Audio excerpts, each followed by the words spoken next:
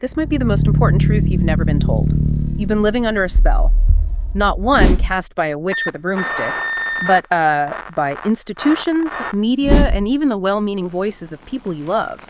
They told you success must be earned through suffering, that wealth is a reward, not a right. But what if I told you that entire belief system is a lie, a spiritual glitch in the matrix? And today, we're going to debug it line by line. Because Florence Scovel Shinn wasn't just a metaphysical teacher. She was, well, a prophet of wealth alignment. And you're about to receive her lost gospel decoded for a new generation. That's exactly right. A prophet of wealth alignment. I like that. Shinn really showed us how to tune into our natural state of abundance. So yeah, today's deep dive is all about debugging that spiritual glitch, as she put it. It's this faulty perception that keeps us feeling lack. We're going to unpack her insights. It's quite profound stuff. Okay, let's dive in then. Shinn's first big idea. You were born rich, you arrived abundant, but then, society kind of trains you out of it. Right. It's like we forget. Shinn's core teaching is that prosperity isn't something we chase and get. It's something we activate. We align with it because it's already spiritually ours. So it's not just positive thinking. No, it's deeper. It's recognizing your divine inheritance, as she'd say. The law of prosperity kicks in not when the money shows up, but when you decide you are already wealthy in spirit, in essence. Think about Morgan Freeman. He had to unlearn all that typecasting, right? Before he broke through later in life. Or Viola Davis owning her worth way before the huge roles came. Exactly. They prepared internally. They aligned with the reality they wanted before it was physically there. That's the key. Acting from that place of knowing. Okay, this is where it gets really practical, I think. Shinn said your brain just plays whatever script you give it. Your words literally create your reality. How does that work, like day to day? Well, it's fascinating because modern neuroscience kind of confirms what mystics like Shinn knew.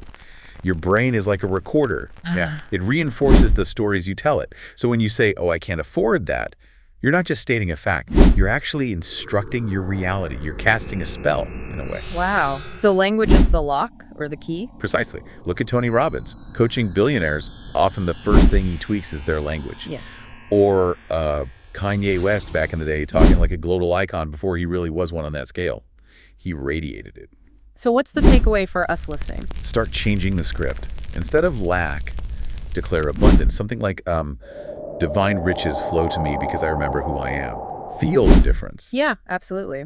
Which leads us to what we're calling the millionaire mirror test. Shinn basically asks, can you look that wealthy version of yourself in the eye without flinching? Mm-hmm. Because you have to see it internally first. She called it spiritual dramatization. Spiritual dramatization. Yeah. Like rehearsing. Kind of. It's embodying the energy, the identity, before the external proof arrives. Think of Beyonce's Sasha Fierce. It was like a spiritual power suit she put on.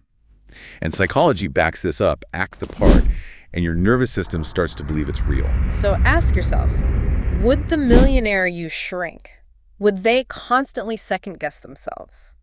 Apologize for taking up space? Probably not, right? They'd radiate.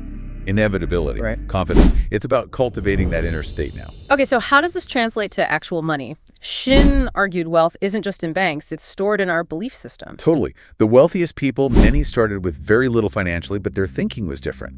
Their internal blueprint was set for abundance. Like that Jim Carrey story. Exactly. Writing himself that $10 million check, he carried it for years, visualizing.